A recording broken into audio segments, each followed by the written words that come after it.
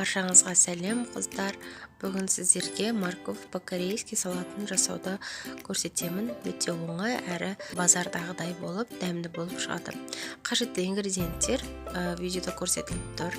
Ең алдымен сәбізді осындай свежий, ұзын, сочный сәбізді алып, ұзын мұршасынан осылай теркадан өткізіп алуымыз керек. Менде жарты килограмм сәбіз, яғни 3 тал сәбіз жарты килограмм болып шықты. Барлығын толық теркадан өткізіп, үстіне 1 шай қасық тұзды салып, жеңіл ғана қолдың көмегімен араластырамыз. Қатты езіп араластыру керек емес.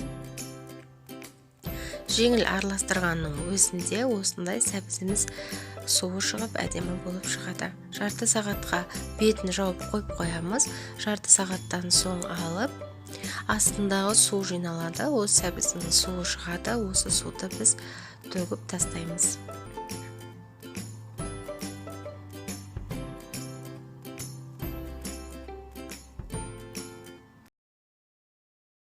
Сәбізді қайтадан ыдысқа салып, үстінен туралған майда етіп туралған чесноктарды саламыз.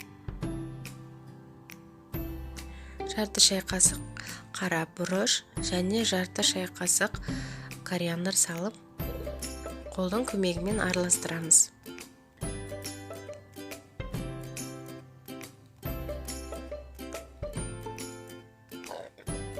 Көп араластырудың қажеті жоқ. Қызыл бұрыш саламыз, яғни қызыл ащы бұрыш саламыз.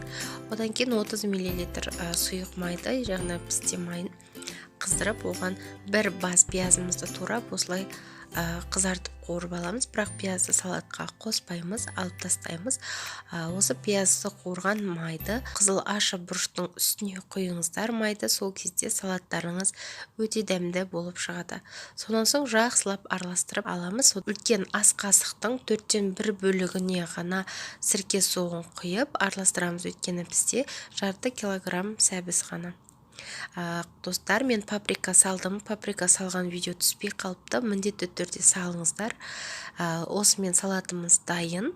Міндетті түрде жасап көріңіздер. Менің каналыма тіркелуді ұмытпаңыздар. Ас болсын баршаңызға.